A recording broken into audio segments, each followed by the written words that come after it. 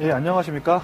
새해 첫 고수비책의 시간을 시작하게 돼서 된 경제기사 읽어주는 남자의 정재훈 대리입니다. 사실 올해는 이제 60년 만에 돌아오는 흥룡의 해인데요. 여러분들 그 용어는 아무래도 전설 속의 동물 아니겠습니까? 올 한 해도 여러분들의 인생에서 전설로 남을 수 있는 그런 좋은 한 해가 됐으면 하는 바람에서 오늘 그 경제신문 읽어주는 남자 시작하도록 하겠습니다.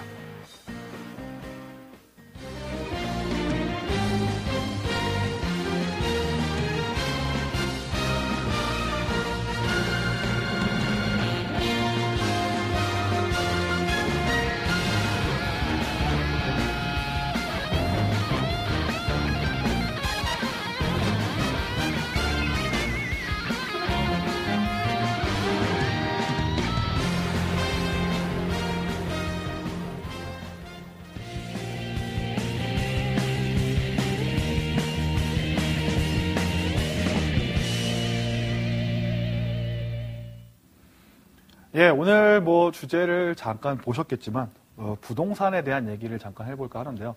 사실 이 경제신문 읽어주는 남자 시간은 보통 두 개의 신문 기사를 통해서 그 이면에 숨어 있는 더 크다란 얘기들을 끄집어내는 시간을 가져보도록 하는 시간이 되겠습니다. 여러분들이 제가 이런 코너를 이끌어간 이유 중에 하나는요, 위대한 투자자들은 작은 현상을 보고 창의성을 통해서 그 이후의 시나리오를 생각하면서 미래를 대비를 합니다. 사실 저희가 작거나 큰 경제 기사를 보면서 그냥 스쳐가는 시간이 많을 텐데 오늘 같은 경우는 부동산 기사에 대한 부분을 짚어보고 그 이면에 있는 의미를 통해서 앞으로 여러분들이 어떤 현상을 마주치셨을 때 그것으로부터 투자 아이디어라든지 더 좋은 시나리오를 이끌어낼 수 있는 훈련을 하는 시간을 갖도록 하겠습니다. 자, 그래서 오늘 기사에 대한 부분을 잠깐 다시 한번 언급을 하면서 말씀을 드리려고 합니다. 이제 이 부분은 부동산 기사에 대한 부분인데요. 지금 가장 여러분들의 재테크를 통해서 골머리를 앓고 있는 분이 될 수 있기 때문에 기사를 확인하고 다시 한번 말씀을 드리는 시간을 갖도록 하겠습니다. 자, 부동산 기사를 잠깐 보시면요. 결론부터 말씀을 드리면 여러 내용이 있지만 최근 부동산 시장에 부작용이 많이 생기면서 불안정한 상황이다. 역대 정부가 이 부동산 가격을 잡기 위해서 계속해서 안정 가격이라든지 여러 가지 정책을 시도를 했지만 또 집값이 올라가면 올라가는 대로 사회적인 이슈가 되고 떨어지면 떨어지는 대로 정부가 계속해서 책임을 면피할 수 없는 상황이 되고 이런 부분들이 서민 경제나 여러 가지 경제에 악영향을 끼치는 부분에 대한 기사들입니다. 그래서 얼마 전에 지금 가장 대표되는 두 가지 그런 문제점이 뭐냐면요. 전세 가격은 계속해서 올라가고 있는데 매매 가격은 계속해서 떨어지면서 부동산 투자하는 사람들이 손해를 보고 있는 이 두 가지 서로 논리적으로 맞지 않는 상황에 대해서 기사가 오늘 말을 하고 있습니다. 오늘 그런 경제신문 읽어주는 남자 어느 시간은 이 두 가지 기사를 하나하나 그 이유에 대해서 정확히 알아보는 그런 시간을 갖도록 하겠습니다. 자, 그래서 첫 번째 이제 시간을 갖고 말씀을 다시 드리지만 먼저 좀 드라마에 대한 좀 얘기를 드리면서 좀 얘기를 시작하려고 합니다. 자, 여러분들 이 드라마 자이언트라는 드라마 보셨는지 모르겠지만 이 드라마 2010년도 이제 12월 달까지 하면서 이범수 씨와 또한 지금 박진희 씨 그리고 여기 다 이덕화 씨 얼굴도 여기 구석에 있는데요. 이 세 분이 열연을 하면서 SBS 인기 대상을 짊어지게 되는 연기 대상을 짊어지게 되는 가장 히트했던 드라마 중에 하나라고 볼 수가 있겠습니다. 이 드라마 같은 경우에 시대적인 배경을 보게 되면요. 1980년대 강남 개발과 신도시가 본격적으로 개발되게 되면서 부동산 붐의 한가운데 있는 남녀의 사랑 이야기와 그 안에 성공을 향한 야망에 대한 얘기들을 한 10여 년 정도 기간을 놓고 풀어낸 그런 드라마라고 볼 수가 있겠습니다. 자, 이 드라마가 화제가 됐던 것처럼 당시 1980년대 시장에는 부동산이라는 그런 시장이 상당히 좀 시장의 중심이 되었던 부분인데요. 자, 이 부분들에 대해서 지금부터 좀 말씀을 드리려고 합니다. 자, 가장 그리고 쉽고 좀 큰 영향 중에 하나를 줄 수 있었던 부분은 바로 문화적이고 지형적인 그런 부분들이 우리나라에 준 영향입니다. 사실 선진국인 미국과 좀 비교를 해보자면요. 유독 우리나라가 부동산에 집착하는 것과 달리 미국은 부동산이라는 부분에 어느 정도 한 걸음 적어도 집값이라는 부분에 비껴나 있는 것 같습니다. 사실 그도 그럴 것이 2억의 인구가 엄청난 땅에 흩어져 살기 때문에 여유가 있는 미국인의 입장에서는 뭐 집 한 채 구입하거나 다른 데 가서 사는 부분들이 그런 지리적으로나 그리고 문화적으로나 크게 부담이 안 될 텐데요. 우리나라는 여러분들 잘 아시겠지만 송곳 하나 꼽아놓고 서 있을 곳이 없습니다. 그만큼 국토의 70%가 산으로 되어 있고 또한 사람들이 자기의 설 자리를 찾기가 상당히 힘들 정도로 인구 밀도가 집약되어 있다는 부분인데요. 사실 그 정도로 우리나라가 땅이 부족하다는 부분은 심리적으로 사람들이 자기가 설 땅을 찾으려는 그런 원천적인 본능을 이끌어낸다고 볼 수가 있겠습니다. 자, 그래서 여러분들이 보통 이제 크게 뭐 이렇게 돈을 많이 가지고 계신 분들 같은 경우는 잠깐 예외겠지만 대부분의 서민이나 중산층 같은 경우는 가장 큰 꿈 중에 하나가 바로 내 집 마련의 꿈이고 바로 이런 문화적이고 지리적인 부분들이 분명히 우리나라에 영향을 줬기 때문에 아까 1980년대 드라마의 소재가 되는 것처럼 그런 집중하는 부분들을 분명히 꺼냈다는 부분들 여러분들이 생각을 하셔야 될 것 같습니다. 이러한 부분들은 경제적인 부분과도 연관이 되는데요. 사실 여러분들이 80년대 이후에 2000년대 이후 그 부동산 불패를 통해서 성공을 해보신 분들 주위에서 많이 보셨기 때문에 사실 그런 그 집안 담보 대출 통해서라든지 여러 가지 대출을 통해 레버리지를 일으켜서 여기저기 투기가 하는 것들이 사회적인 문제가 될 정도로 그 부동산이 상당히 각광을 받았던 부분이 하나입니다. 자, 그러면 사실 여러분들이 생각을 해보실 때 이 부동산 가격이 아까 말씀드렸죠. 전세값은 이상하게 폭등을 하고 있고 매매 가격은 계속해서 하락하고 있는데 이 현상을 어떻게 해석해야 될지에서 제가 오늘 좀 말씀을 드리려고 합니다. 자, 결론부터 좀 말씀을 드리면 얼마 전까지 부동산 정부의 정책이라든지 여러 가지 사안들이 분명히 부동산 가격에 영향을 주고 있는 부분이 있을 겁니다. 아까 기사에서 보셨겠지만 여러 가지 정부의 정책들이 잇따라 실패하면서 부동산에 대한 짐이 되고 있다는 얘기를 했는데요. 사실 정책적인 부분들이 얼마 전 노무현 정부 때 부동산을 억제하면서 지금 부동산 가격을 떨어뜨린다는 기사들은 상당히 많이 나와 있지만 근본적으로 전세값이 폭등하고 매매 가격이 하락하는 부분에 대한 얘기들은 기사에서 다 빠져 있다는 부분입니다. 자, 이 부분은 결론적으로 말씀을 드리면 바로 지금 부동산 전세 폭등과 가격 매매가 떨어지는 부분들은 바로 인구 구조의 분포와 연관이 있다는 부분을 좀 결론적으로 말씀을 드리고 넘어가려고 합니다. 자, 그러면 우리나라의 인구 구조가 어떻게 되어 있는지 좀 보고 넘어가면요. 우리나라 인구 구조는 이게 제가 이제 약간 한 2, 3년 정도 지난 자료이기 때문에 이제 남자, 여자의 그런 인구 연령대를 좀 말씀을 드리면요. 사실 그 3, 40대, 그러니까 제 나이 대 또래에 있는 베이비부머 세대들이 자, 2차 베이비부머 세대라고 했었죠. 1979년도 후반부터 80년대 초반까지 2차 베이비부머 세대들이 촉박하게 좀 몰려 있고요. 그 위로 진정한 베이비부머라고 할 수 있는 6.25 세대 바로 인구들이 저희가 58년 개띠라고 할 수가 있죠. 이 분들이 상당히 베이비부머로 지금 몰려 있는 상황 중에 하나다. 자, 그러면 지금의 인구 구조 분포는 항아리 분포고 이 가운데 30대와 50대 사이의 인구들이 전쟁이라든지 그리고 그러한 경제력이 발전하면서 사람들이 몰려 있다는 부분, 이 부분이 부동산 시장에 아주 큰 영향을 주고 있다는 얘기를 좀 지금부터 드리려고 합니다. 자, 그러면 좀 쉽게 해서 좀 지금부터 설명을 해볼까 하는데요. 여러분들이 이제 인생의 연대표를 놔놓고 그 각 나이별로 관심사가 어떤 게 있는지를 제가 한번 준비를 해봤습니다. 자, 14명 관심사를 간단하게 좀 말씀을 드리면요. 자, 10대 여러분들 뭐 지금 자녀분들 있으실 수 있겠지만 10대 가장 집중되는 관심사가 뭐겠습니까? 바로 대학 진학이죠. 자, 그러면 10대에 있는 인구들이 많아질수록 대학 진학과 경쟁률은 계속해서 올라가게 될 겁니다. 그러면 대학 진학의 경쟁률이 올라가게 되면 어떻게 되겠죠? 사기업이라든지 사교육에 대한 산업들은 상당히 각광을 받을 수밖에 없습니다. 얼마 전까지 저희 연령대가 대학 진학을 하던 시기부터 지금까지 메가스터디라는 종목이 상당히 큰 폭의 상승을 했던 이유는 바로 저희 연령대, 30대 연령대들이 10년 전에 대학 진학 공부를 했었고 이 부분들이 수요와 연결됐다는 부분이고요.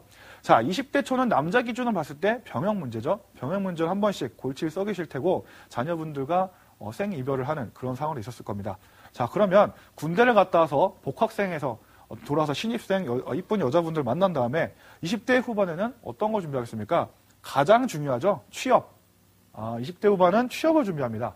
자, 그러면 20대 후반 인구가 연령이 많다는 얘기는 경제활동을 앞으로 해나갈 수 있는 사람이 많다는 얘기고 기업으로 봤을 때는 경쟁력이 올라갈 수 있다는 얘기고 그것은 결론적으로 주가지수를 올리는데 가장 큰 원천적인 역할을 하는 부분입니다. 저번 시간에 잠깐 말씀을 드렸지만 1980년대 일본이 주가가 계속해서 횡보하고 떨어졌던 이유는 말씀드린 이런 취업세대 연령 분포가 상당히 적었던 부분이고, 다행히 지금 우리나라 아까 잠깐 말씀드렸지만 1970년대 후반에서 1980년대 초반 저희 연령대가 상당히 많이 있기 때문에 우리나라 기업에 대한 부분들, 그리고 경쟁, 노동에 대한 인구들은 크게 걱정할 필요는 없다는 부분들을 말씀을 드립니다. 자, 그러면 취업을 했습니다. 취업을 해서 좋은 대기업에 들어갔어요. 그러면 그 후에 아무래도 먹고 살만하면 뭘 하겠습니까? 연애를 하겠죠. 자, 그러면 저한테도 아직 남아있는 숙제인데요. 30대 초에는 결혼을 하게 되죠. 자, 제가 오늘 전세가격과 말씀드리는 부분은 바로 이것과 연동된다고 말씀드릴 수가 있겠습니다. 자, 결혼을 하고 아기를 낳고요. 이거는 제 부가 조금 더 자세히 이따 말씀을 드릴 거고, 40대 초반에는 자녀들이 자라면서 아까 이 부분과 맞물리는 부분이죠. 자녀들의 사교육에 신경 쓰게 되고, 이런 연령이 많아질수록 은퇴 준비, 보험과 관련된 종목들은 연금의 기준이 계속해서 늘어나기 때문에 은퇴 준비와 관련된 부분 산업들은 계속 발전할 거고요. 자, 그리고 50대, 이거 아까 제가 말씀드렸던 58년 개띠분들, 이제 좀 있으면 55세가 넘어가면 정년 은퇴를 하게 됩니다. 그러면서 자녀들이 독립하게 되는데요. 제가 30대와 50대를 오늘 좀 강조를 해드리면서 전세 가격과 매매 가격에 대한 부분들을 좀 설명을 해드리려 합니다. 자, 30대 초반에 가장 지금 집중되는 부분이 바로 결혼이라고 할 수 있겠죠. 30대가 그만큼 또 많기 때문에 시장에 상당히 영향을 주는 부분들이 있습니다. 자, 그러면 좀 쉽게 말씀을 드려봤을 때 결혼을 할 때 가장 준비하는 것이 뭐가 있습니까? 가장 첫 번째로 준비되는 거 바로 집입니다. 자, 노숙자가 아닌 이상 지하철역에서는 잘 수가 없겠죠. 자, 집을 장만을 해야 되는데 여러분들 뭐 대부분의 사람들이 남자 기준으로 봤을 때 28살에서 30살 사이에 결혼을 합니다. 자, 그러면 그 3년 아이의 취업하고 나서 3년 동안 돈을 모은다고 가정하고 결혼을 한다고 했을 때 과연 집을 살 수 있는 전세 자금을 부모님의 도움 없이 또 매매할 수 있는 자금을 모을 수가 있을까요? 자, 전세는 그렇다 치고 매매할 수 있는 부분들 서울의 웬만한 역세권들의 그 아파트 가격을 살펴보면 3억에서 5억대 정도로 상당히 높습니다.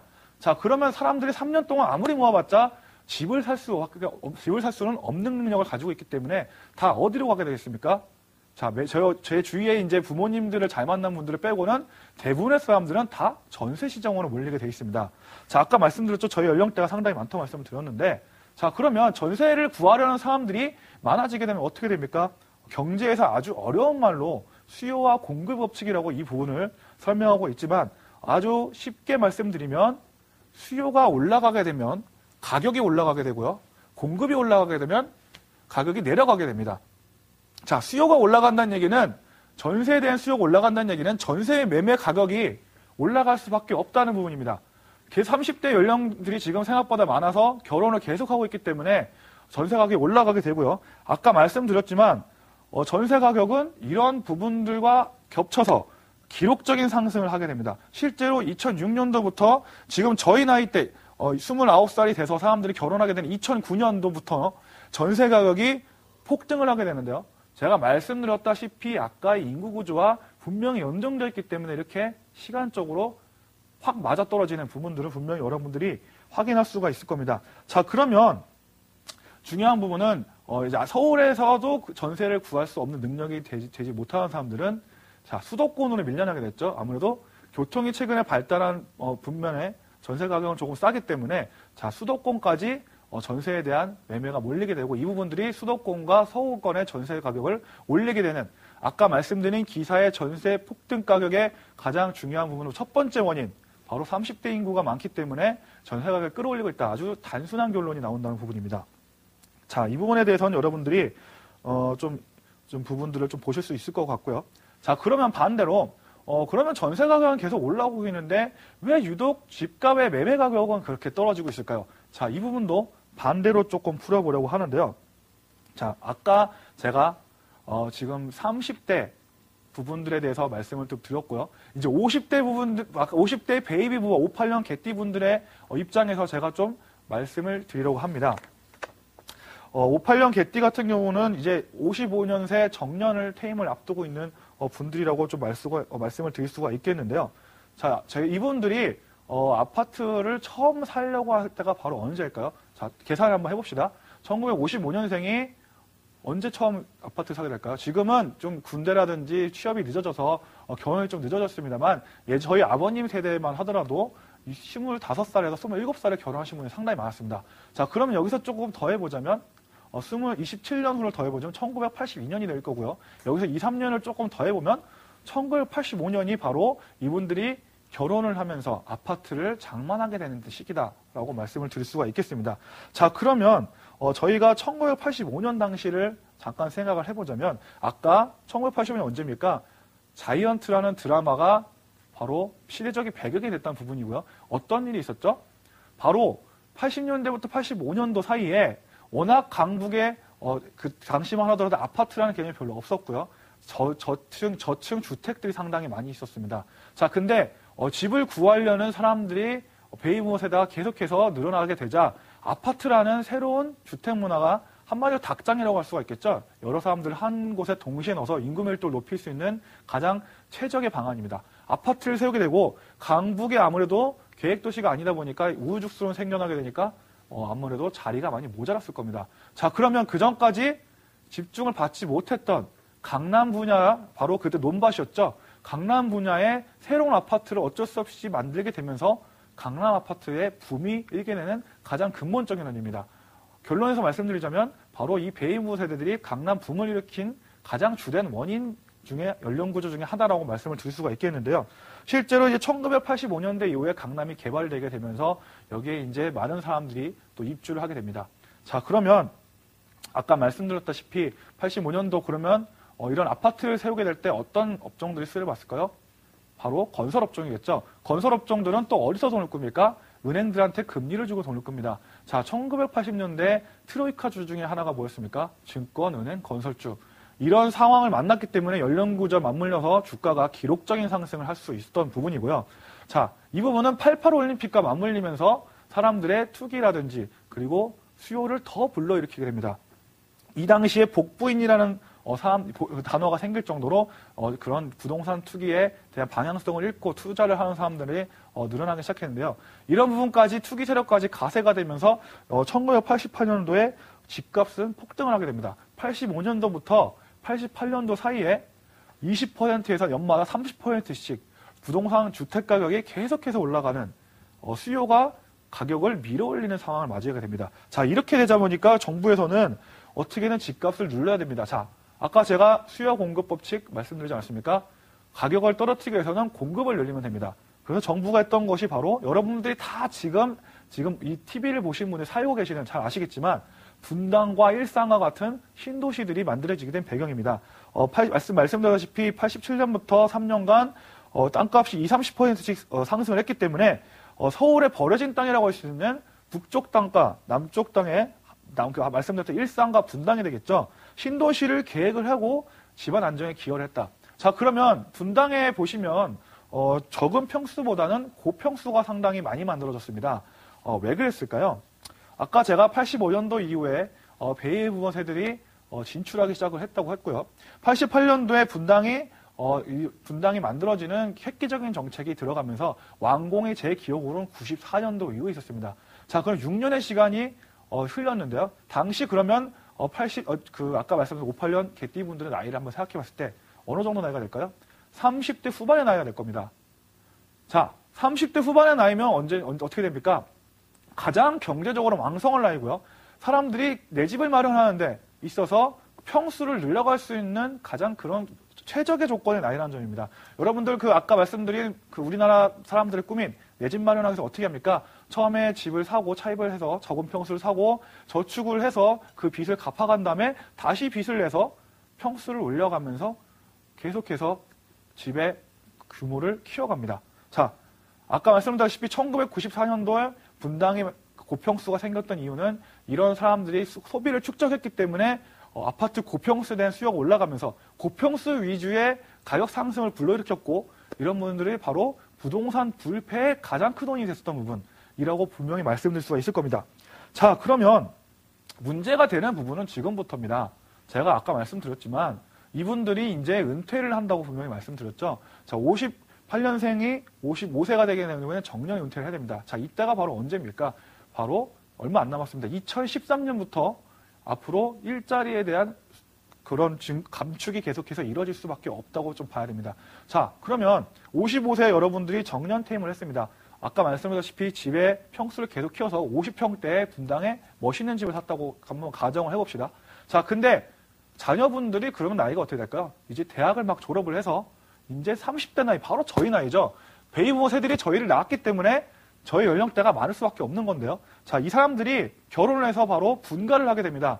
자, 독립을 하게 되다 보면 물론 이제 도움을 안 주시는 분들도 있겠지만 경제적으로 자녀가 낳은 게 죄라고 조금씩 보태주시는 분들이 있을 거예요. 자, 들어오는 돈은 없는데 나가는 돈만 생길 거고요.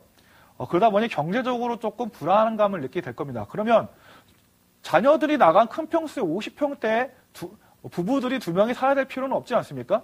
저 같으면 너무 크고 좀 이렇게 관리하기가 힘들어서 아마 좀 부담스러울 것 같습니다. 이미 경제적인 능력도 좀 잃어가는 상황이기 때문이죠. 자, 그러면 서울 강남이나 분당에 잔뜩 올라서 지금 얼마 전까지 조정을 받았습니다만 그래도 샀던 시기보다 많이 올랐던 아파트를 팔고 어디로 가겠습니까? 그나마 도시 생활했기 때문에 교통이 편한 수도권의 적은 평수대로 가격을 한번 옮기게 될 겁니다. 자, 실제로 이런 부분들이 인구 이동과 연관되는 부분들이 얼마나 사회적인 현상으로 이어진다는 부분을 여러분들이 보셔야 됩니다.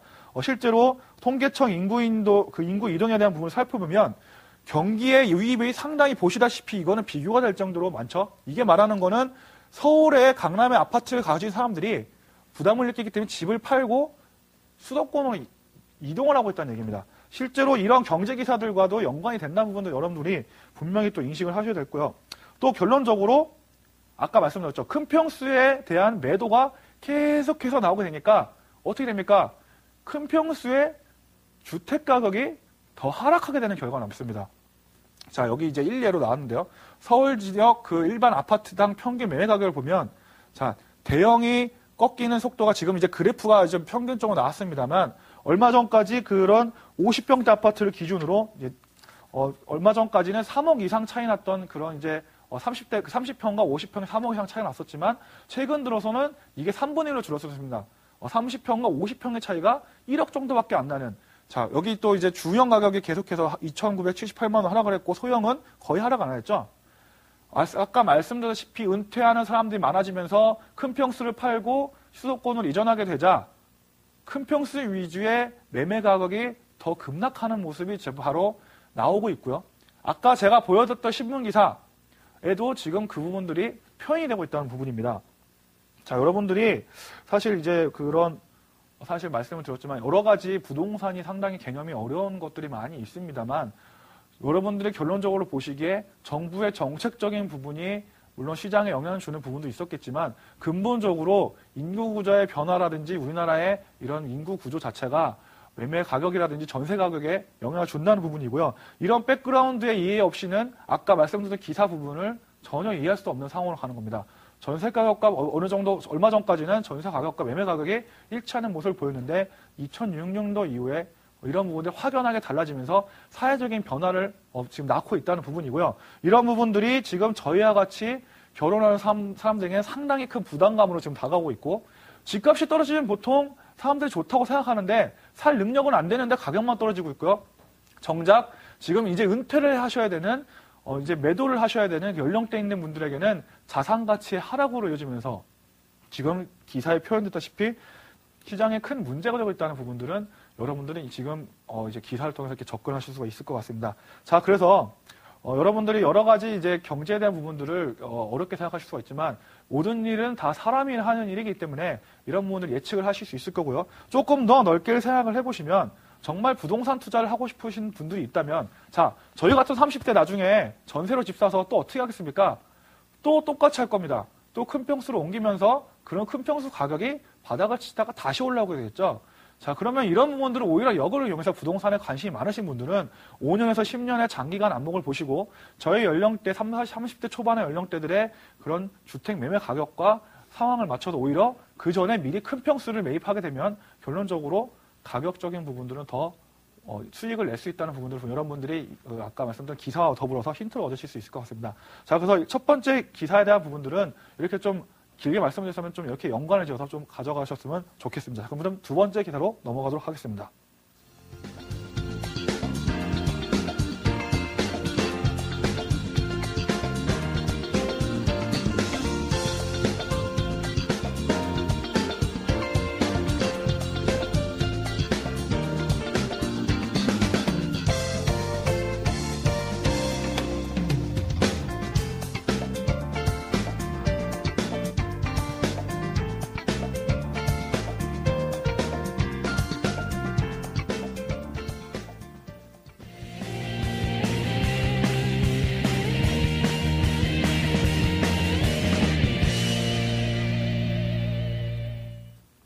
예, 부동산 좀 이제 여기 얘기들을 좀 말씀을 드렸는데요. 자, 지금 시간부터는 조금 이제 두 번째는 보통 제가 기사를 외교적인 부분이라든지 국제 정세에 대한 부분들을 좀 말씀을 드리는 경향이 있습니다. 자, 오늘은 두 번째 기사는 얼마 전까지 크게 시장에 영향을 줬던 김정일 국방위원장 사망 관련해서 북한의 외교 정책에 대한 부분과 내부적인 정치에 대한 부분들에 대한 기사를 통해서 좀 뒷이야기들을 좀 해보는 시간을 갖도록 하겠습니다. 자, 그래서 기사를 좀 말씀을 드릴 텐데요. 오늘은 1월 2일이죠. 2011년도 1월 1일 신년 공동 사설을 발표하면서 김정일 체제와 김정일 체제를 김정은으로 지금 이어가려는 지금 북한의 정책적인 변화가 지금 얘기가 나오고 있습니다. 사실 이제 중앙일보 기사인데 뒤에 나오는 얘기들은 MB 정권과 상당히 지금 어느 정도 대립각을 세고 있는 이런 북한 정권인데 앞으로 어떤 변화가 있을 것이냐는 것, 결국 우리나라한테 어떤 영향을 줄 것이냐는 것이 줄 것이냐는 질문이 바로 이 기사의 핵심 질문이 되겠습니다. 자, 그래서 뭐 워낙 많이 들었던 얘기고 또 기사에 대한 부분을 워낙 많이 보셨을 거기 때문에 바로 이제 본론적인 부분부터 좀 말씀을 드리려고 합니다. 그래서 이제 가장 지금 여러 가지 얘기가 나오는 것 중에 하나는 뭐냐면요. 시장에도 잠깐 얘기가 나왔습니다만 1994년 김일성 주석의 사망과 지금의 상황을 상당히 비교하는 얘기들이 상당히 많이 나오고 있다는 점입니다. 자, 제가 지금부터 이제 저의 견해라든지 여러 가지 역사적인 부분들을 통해서 이제 배경 지식들을 말씀을 드리려고 할 텐데 일단 근본적으로 김정일과 김정은의 상황은 지금 상당히 다르다고 말할 수가 있겠습니다. 김정일 전 국방위원장 같은 경우는 김일성 대학을 졸업을 하고 1970년도 때부터 세자로서의 자리를 지켜왔습니다. 자, 70년대 다 홍보정책 비서를 위원을 시작으로 해서 1994년까지 차근차근 그런 엘리트 코스를 밟아가면서 김일성 주석과 함께 같이 움직이는 모습을 보였고요. 실제로 저희가 20년 이상의 기간 동안 김정일이라는 사람의 존재감에 대해서 70, 80년대 다 알고 있지 않았습니까? 그 정도로 부각이 될 정도로 정권 승계 과정이 계속해서 이어져 왔었고요. 반면에 70년대까지만 하더라도 북한의 경제적인 상황이 우리나라보다 훨씬 더 좋았습니다. 왜 그럴 수밖에 없었냐면 그런 6.25 이전에 있었던 광물 채굴이라든지 공장들이 다 북쪽에 몰려 있었기 때문에 어쩔 수 없이 북한이 더 잘 살 수밖에 없었죠. 자, 그래서 김정일이 이어갔던 정권을 승계하던 과정을 보면 94년까지의 과정을 보면 상당히 생각보다 안정된 과정을 이어져 갔었고 말씀드렸다시피 경제력으로부터 1970년대도 우리나라보다 앞서 있을 만큼 어느 정도 괜찮았기 때문에 주민들의 원성이 높지 않아서 정권 이해한 과정은 크게 그런 상황이 문제가 되지 않았었고 실제로 1994년도 7월 달에 김일성 주석의 사망 이후의 주가 흐름을 보게 되면 여러 전문가가 얘기를 합니다만 시장이 일시적으로 하락하긴 했습니다만 보시다시피 그 후에는 어느 정도 조정을 받았다 다시 제자리를 잘 지키는 그런 모습들을 실제로 보여왔습니다. 자, 이런 것을 근거로 해서 지금 김정은 이런 새로 올라가는 분하고 많이 비교를 하긴 하는데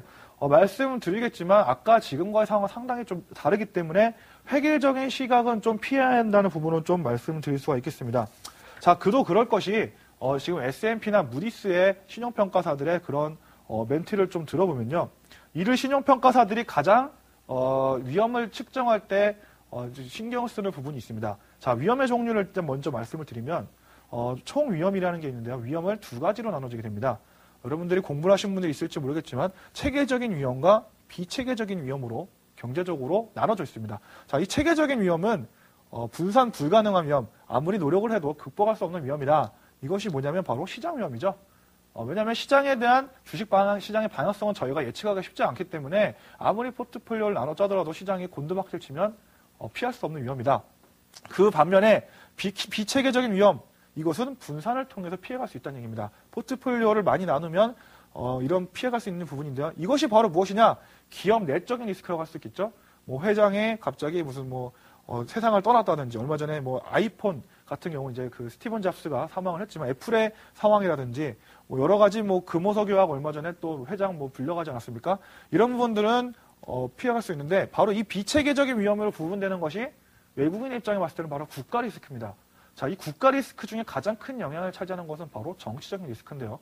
자, 그도 그럴 것이 아프리카 국가들의 무슨 채굴권이나 이런 부분을 많이 캐다가 정부가 전복되는 상황이 발생해버리면 아무 일도 없었다는 듯이 없어지게 됩니다. 자, 그럼 외국인 투자자 입장에서는 상당히 큰 소실을 볼 수밖에 없는데 이런 부분들을 분산해서 없앨 수가 있기 때문에 모니터링을 계속하면서 피해가자는 것이 바로 이 S&P나 무디스의 신용평가사의 가장 기본적인 전략입니다. 그래서 그들의 입장에서 봤을 때 멘트를 보게 되면 S&P 같은 경우는 지금은 섣불게 판단할 부분은 아니지만 2, 3개월 정도 지켜봐야 된다고 했습니다. 자, 그들이 지금 그렇게 지켜보는 원인에 대해서 좀 제가 지금부터 말씀을 드리려고 합니다. 자, 실질적으로 여러분들이 정치라는 생리를 이해하는 데서 바로 이 부분은 좀 출발을 할 수 있겠다 볼 수 있겠습니다. 자, 저는 여러 가지 역사 사례를 통해서 이 부분을 좀 비교를 하고 싶은데요. 사실 정치라고 하는 부분은 인간의 이기심이 그리고 가장 분출되는 상황이기 때문에 도덕적인 관념이라든지 여러 가지 관습 그리고 평소 사람들이 생각하는 개념으로는 전혀 이해할 수 없는 일들이 많이 일어나게 됩니다. 지금 우리나라만 해도 뭐 BBK나 여러 가지 뇌물 자금이나 이런 것들이 끊임없이 벌어지고 있지만 인간의 이기심이 최고조로 발휘되는 권력 다툼이기 때문에 정치는 상당히 여러 가지 부분들이 섞여 있고 저희가 이해할 수 없는 부분이 있다. 그래서 정치적인 부분들을 이해해야 된다는 부분을 먼저 깔고 말씀을 드리게 되면요. 자, 저는 지금의 상황을 여러 가지 역사적인 사례를 통해서도 말씀을 드리겠지만 가장 최근에 있었던 일과 좀 연관시켜보고 싶습니다. 자, 우리나라 그런 국민정부 이전에 바로 어떤 나라가 있었죠? 조선왕조라고 할 수 있는 이씨 왕조가 있었습니다. 자, 그러면 역사적인 부분을 뒤돌아봐서 이씨 왕조 중에 가장 불행했던 왕이 누굴까요? 뭐 개인적으로 불행했던 왕들이 많이 있겠지만 결론 답부터 말씀드리면 가장 비운의 왕으로 항상 얘기가 나오는 얘기는 단종입니다. 자, 단종은 여러분들이 아시겠지만 생육신과 사육신과 성산문의 얘기를 통해서 계속해서 전례가 나오고 있지만 그런 비극적인 이야기들이 소설로 그리고 드라마로 많이 나올 정도로 단종에 대한 역사적인 시선은 상당히 좀 비극적인 부분으로 많이 묘사가 되고 있다는 부분인데요. 저는 개인적으로 역사는 항상 반복된다고 생각합니다. 왜냐하면 사람들이 항상 하는 일들은 겉포장지만 달라지 계속해서 똑같기 때문인데요. 자, 지금의 상황을 놓고 봤을 때 김정은의 체제와 단종 당시의 상황과 어느 정도 좀 부분적인 부분들이 일치하는 부분이 있다는 점인데, 자, 바로 이제 단종에게 있어서 바로 아주 큰 세 가지 악재가 있었다는 부분들이 지금의 상황과 어느 정도 일치를 합니다. 자, 첫 번째는 바로 단종의 왕이자 세종의 아들이죠. 문종의 갑작스러운 승화로 인해서 단종이 미성숙한 나이에 왕좌에 올랐습니다. 그 당시만 하더라도 사람의 연령대가 상당히 지금 뭐 100세를 살겠지만 그때만 50세 이상 사는 게 쉽지 않았기 때문에 보통 이제 그때 10살이라고 하면은 지금의 20살 생활을 하셔야 될 겁니다. 단종이 즉위했던 나이를 생각해보면 지금 우리나라 나이로 20대 초반이라고 지금 이제 사회적인 상황과 맞춰보면 그렇게 될 수 있다고 볼 수가 있겠고요. 사실 뭐 20대 초반에 저 같은 경우도 대학교를 다녔습니다만 어떠한 판단을 하는 데 있어서 정치적이나 여러 가지 어려운 상황을 판단할 수 있는 상당히 좀 미숙했던 것 같습니다. 이렇게 좀 미숙한 사이에 왕자를 오게 되면 뭐 수렴청정이라든지 다른 좀 정치적으로 뛰어난 사람들이 끌어주는 부분은 분명히 있었는데요. 가장 이런 부분들을 타개하는 것은 상당히 쉽지가 않다는 부분들을 여러분들 잘 아실 겁니다. 자, 갑작스러운 선왕의 승리로 미성숙한 나이에 왕자의 단종이 올랐습니다. 그리고 두 번째 최고의 악재는 정적이라고 할 수 있는 한마디로 숙부죠. 수양대군이죠. 나중에 세조가 됐지만 이 수양대군이 정력적으로 가장 왕성하게 발휘를 할 수 있는 30대였다는 얘기입니다. 자, 한 명은 정신적으로 미성숙한 나이고 그 왕권을 노리는 사람은 상당히 성숙한 나이다. 이것이 단종에게 가장 어려운 부분이고요. 결론적으로 이분이 얘기하는 세 번째 악재는 단종의 정치적인 정적들이 살아남아 있는 가운데서 갑작스럽게 문종이 승화했다는 점이죠. 자, 예를 들어서 문종이 그렇게 갑작스럽게 죽지 않고 세자 측봉을 거쳐서 태종이 그랬던 것처럼 계속해서 세자 수업을 받아서 올라왔었더라면 아마 단종도 비운의 왕이 되지 않았을 겁니다. 하지만 갑작스럽게 일어난 공백의 틈을 타서 이런 정적들이 정치적인 부분을 바꾸려고 노력을 했기 때문에 이러한 부분들이 이런 개유정난이라든지 이러한 정권 찬탈에 이어졌다는 부분인데요. 사실 제가 너무 좀 극단적으로 말씀드리는 부분이 있겠지만 역사적인 부분들 항상 여야 되는 부분을 증명을 합니다. 지금 어떻게 보면 김정일 체제 같은 경우는 아까 말씀드렸다시피 비유를 하자면 예전의 왕들처럼 퇴자 수업을 거쳐서 긴 기간 동안 정권의 안정을 통해서 가져왔는데도 불구하고 고난의 행군을 통해서 상당히 정권에 대한 관심이라든지 그런 민중의 그런 마음이 많이 이심이 됐었죠. 지금은 경제적으로도 상당히 어려운 시기인데 김정일 국방위원장이 김정은을 수계자로 인정한 게 바로 작년입니다. 작년이니까 바로 2009년, 2010년 넘어가는 그 해라고 볼 수가 있겠는데 갑자기 어디서 28살, 29살짜리 젊은 사람이 와서는 대권을 이어받겠다, 왕권을 이어받겠다 한다고 봤을 때 아까 말씀하신 첫 번째 부분이 일치하죠. 갑작스럽게 그런 이제 후계자 자리에 올랐기 때문에 그리고 또한 나이적으로 봤을 때 상당히 정치적으로 미성숙한 나이라고 볼 수가 있겠습니다. 자기가 정말 뛰어난 역량을 펼치면 모르겠지만 1983년생으로 묘사가 되어 있는데요.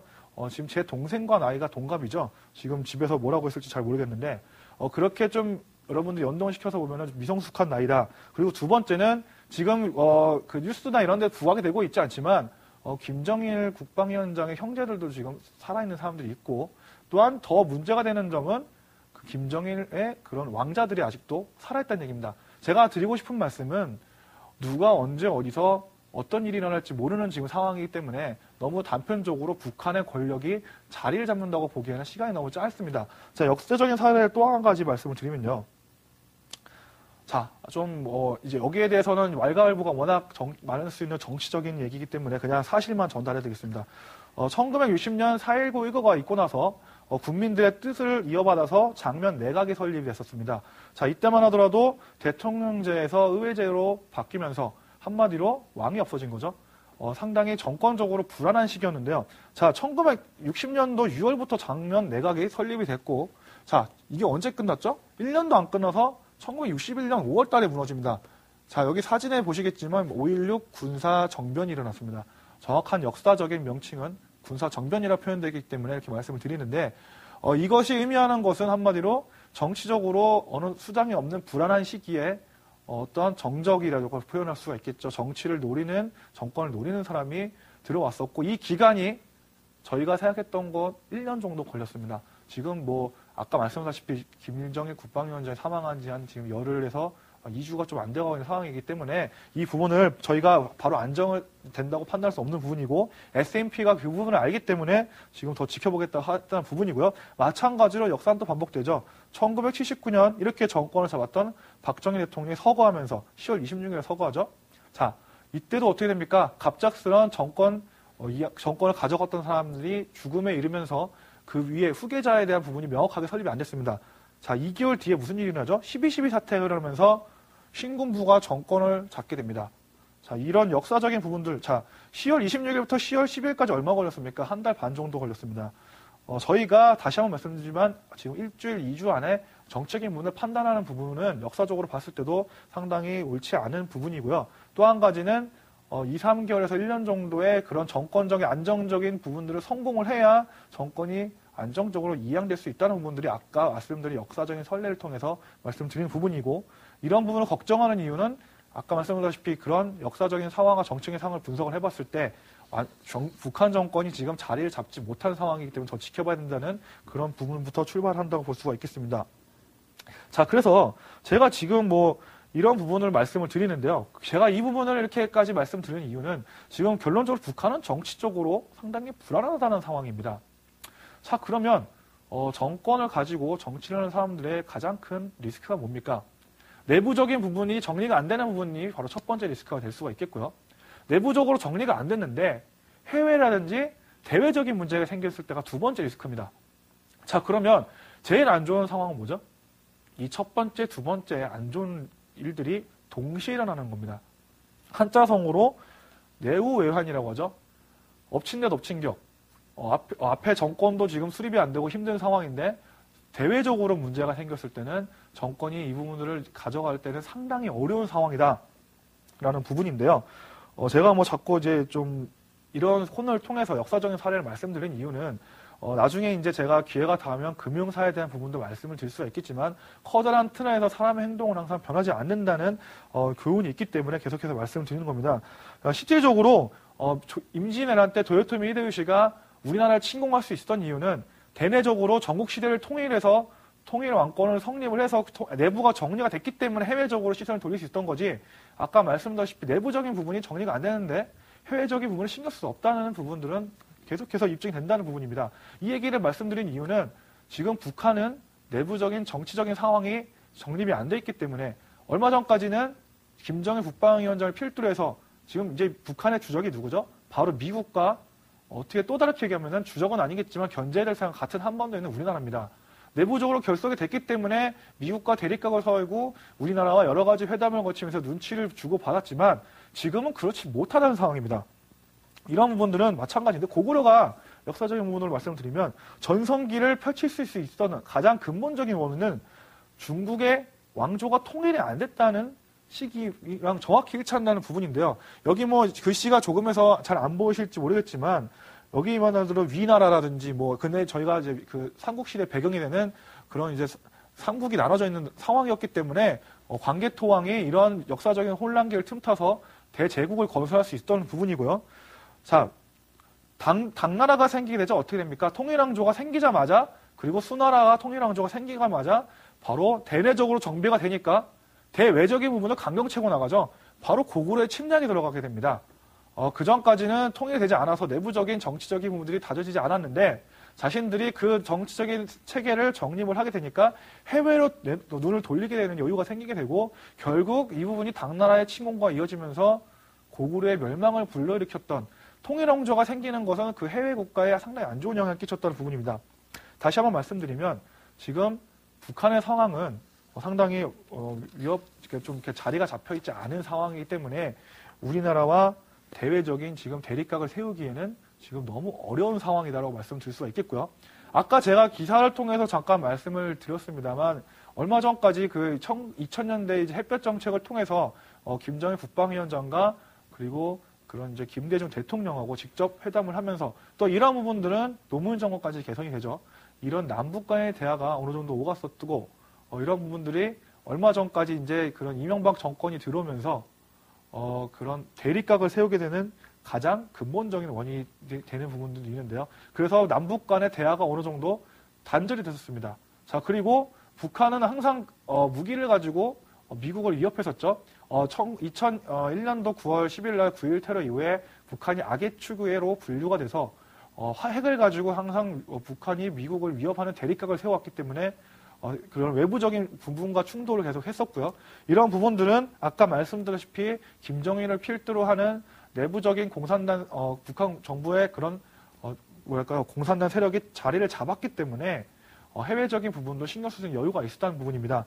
그래서 제가 드리고 싶은 말씀은 이러한 여러 가지 상황으로 봤을 때는 지금 북한이 우리나라를 강하게 압박하거나 미국을 강하게 압박해서 여러 가지 대립각을 세우기보다는 자신의 정권들도 지금 인정을 받아야 되는 상황이기 때문에 바로 화해 무드로 나갈 수 있다는 부분입니다. 제가 이 말씀을 드리기 위해서 지금까지 이렇게 얘기를 꺼라는데요. 정리를 하자면 지금 역사적인과 정치적인 상황을 봤을 때 북한 정권은 내부적인 정리가 안 돼 있고 이 부분들이 내부적인 정리가 안 돼 있기 때문에 해외에 지금 자신들의 외교 정책을 펼 수 없는 상황에 이르게 되면서 이러한 부분들은 앞으로 미국과 우리나라의 화해 모드로 이어질 수가 있을 거고요.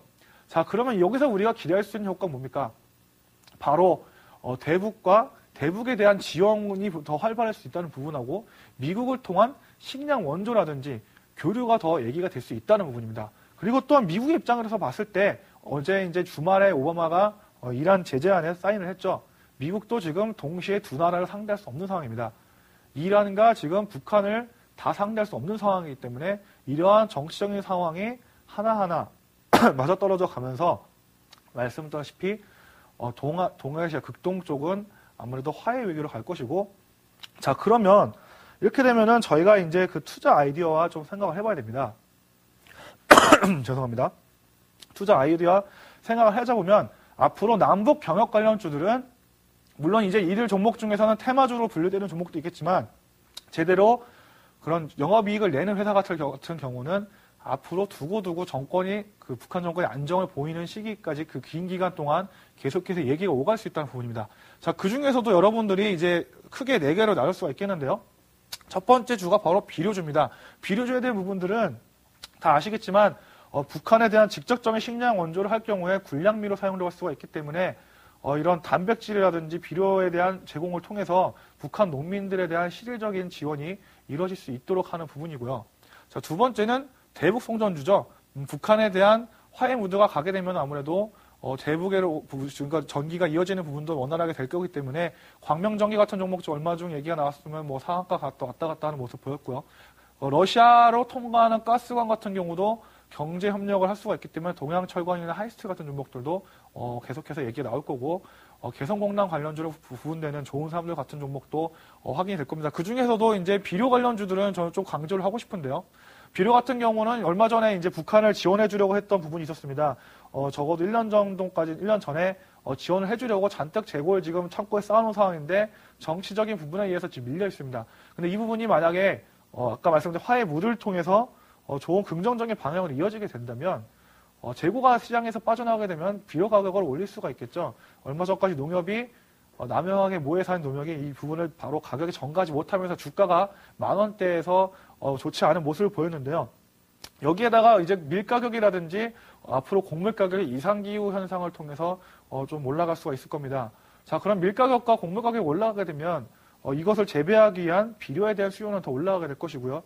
그런 부분들이 이제 그 남북 경협주와 더불어서 이제 아까 방금 말씀드린 건 이제 좀 더 플러스로 말씀드리는 거고, 남북 경협주와 관련해서 비료주가 가장 좀 선두를 볼 수 있다는 부분들을 여러분 투자 아이디어로 좀 말씀드릴 수가 있을 것 같습니다.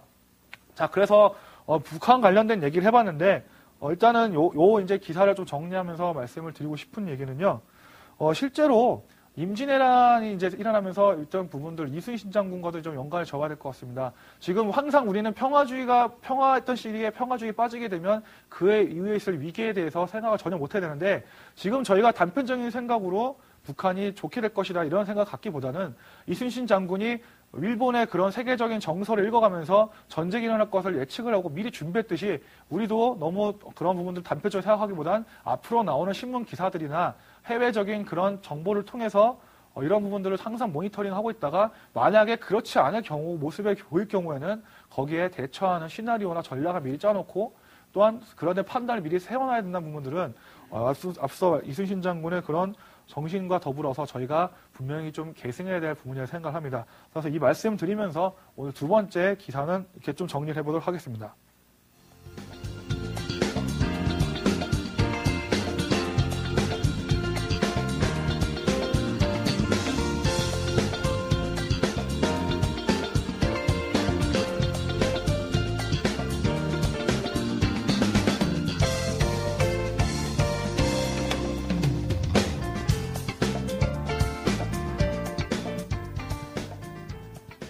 예, 오늘은 이렇게 두 가지 신문 기사를 통해서 좀 무거운 주제에 대해서 얘기를 해봤는데, 다음 주에는 또 이제 첫 번째 기사 같은 경우는 저희가 좀 제가 저번에 말씀드린 붕어빵 얘기라든지 크리스마스 선물과 같은 그런 가벼운 사회적 현상을 통해서 그 이면에 숨어 있는 사회적, 경제적인 흐름에 대해서 좀 더 말씀을 드릴 거고요. 제가 이렇게 항상 그 경제신문을 좀 말씀드리면서 여러 가지 말씀을 드리는 이유는 사실 이 글을 쓰시는 분들도 바로 기자분들, 사람이라는 점입니다. 근데 어떻게 됐던 경제부가 있던 정치부가 있던 자신의 전공하시는 분야가 분명히 있으시겠지만 어느 한 분야에 대해서는 조금 전문 지식이라든지 이런 부분들이 분명히 모자란 부분도 있을 거고요. 또한 어느 정도 자신의 사적인 생각과 또한 이런 거 항상 기사를 쓸 때는 전문가들한테 또 문의를 하죠. 다른 전문가의 그런 생각을 담을 수가 있기 때문에 기사가 계속해서 이해 기사도 나왔다가 여러 가지 사실에 대한 여러 가지 의견을 갖고 있는 기사가 나오게 되는데 저희가 아까 말씀드렸다시피 이렇게 중심을 잡고 뒤에 있는 부분들을 생각을 해보신다면 좀 이런 어떤 기사가 맞고 옳은지를 판단할 수 있고 이런 분 투자 아이디어가 이어질 수 있기 때문에 이런 분들 항상 생각을 해보시면 좋겠습니다. 자, 오늘 이 시간을 이렇게 마무리하면서 다음 주에 또 뵙도록 하겠습니다. 감사합니다.